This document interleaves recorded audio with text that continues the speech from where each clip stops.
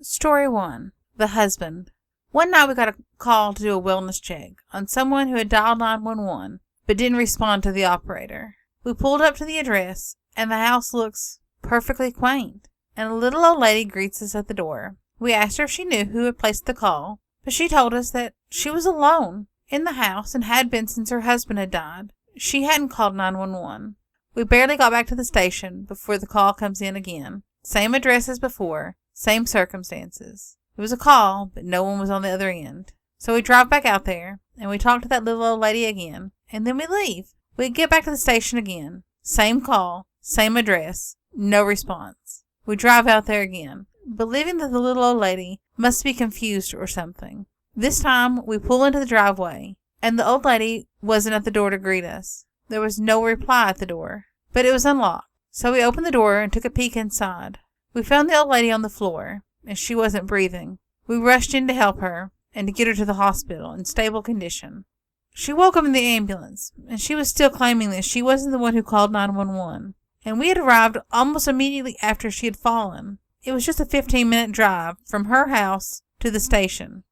Before she was admitted, she asked if one of us would drive to her house and pick her up a few things. Knitting needles, a bag of clothes. She was going to be staying at the hospital for a few days. I offered to do it because I had a friend that lived in the area, and we were going to hang out after my shift anyways.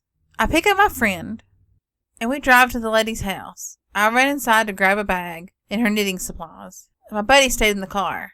Just as I was leaving, I swear I felt a hand on my back and a voice say thank you. When I get into the car, my friend says, "So, why couldn't the lady's husband drop her stuff off at the hospital?" I explained to my friend that her husband was dead, and my friend said, "But I saw an old guy in the window. He smiled at me and waved." At first, I refused to believe anything supernatural, so I called the police and asked them to do a sweep of the house. I thought it might have been a squatter or someone breaking in, but the police found nothing out of the ordinary. No one was inside the house. Later, I brought my friend to visit the lady at the hospital. He started describing the old dude who was in the window, and the lady smiled almost immediately and said, that was my Harold." Story 2. The Train Yard. I was driving to pick my friend up at the airport around 10 o'clock at night. His girlfriend was also with me, as she wanted to see him as soon as possible. We were going down some dark, super lonely back roads. I've never been that way before, but I was following good old Apple Maps. Eventually, we came along a train that was matching our speed, so we couldn't get out past it on our right side. After a couple minutes of that, we came upon a train yard on our left. It was very spooky, very generic horror movie train yard.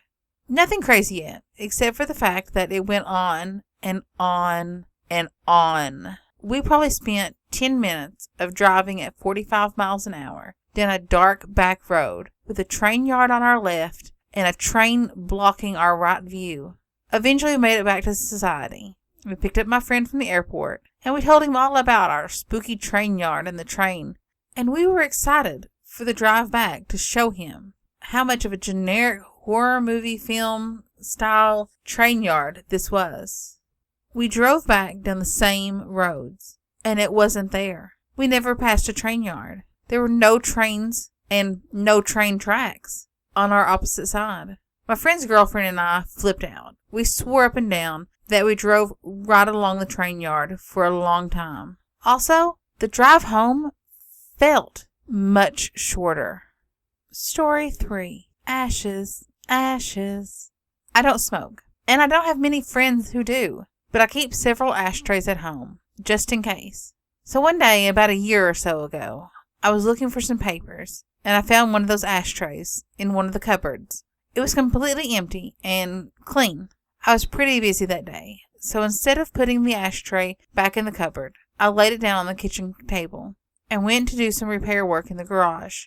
I returned to the house about an hour later, and the ashtray, still laying in the kitchen table, was filled up with cigarette ash. No cigarette butts, just ash.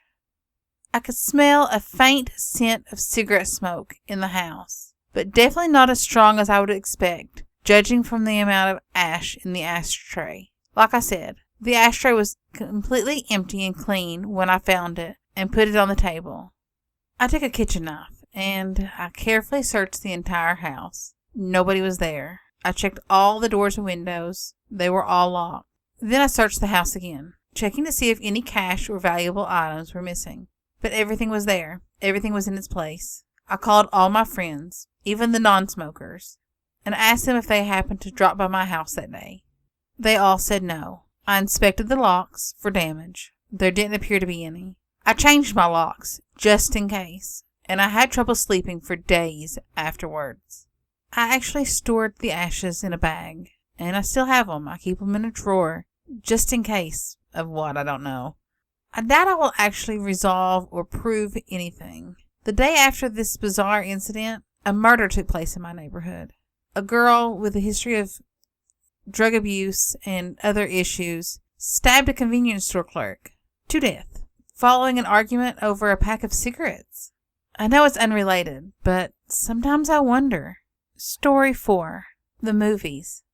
I used to work at a movie theater. It was one of those crappy, cheap movie theaters that got all the movies after they were done at the bigger, nicer, fancier theaters. We always joked about a ghost that haunted the place. We would hear whistling. You could whistle part of a song, and then you would hear someone whistle the rest.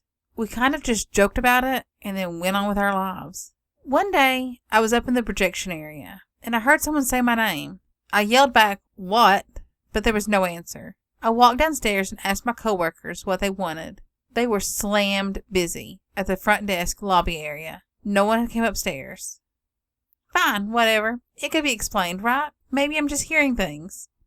Well, here comes the freakiest part. My family doesn't celebrate Christmas like most families do. So I would always volunteer to work Christmas Eve and Christmas Day. I was working the late shift on Christmas Eve alone. I was waiting for 2 or 3 people to get done watching Lord of the Rings or something like that, so I could go home. After the movie was out, I ran upstairs, stopped the projector, ran back downstairs to clean the theater. No one else was in the building at this point. Halfway through cleaning the theater, I get this feeling wash over me. Like, wow, I really shouldn't be here right now. I look up and I see a man-shaped shadow in the projection booth.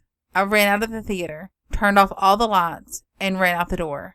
I turn around to see the neon sign for coffee behind the snack bar is still on.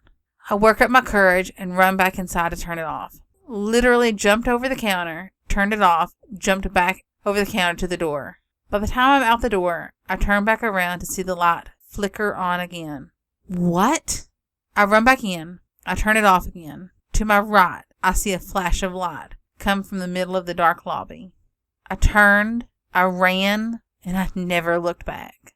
Thanks for listening. I hope you enjoyed these stories. If you did, don't forget to give me a thumbs up and hit that subscribe button. I really do appreciate it. Thanks for listening. Bye.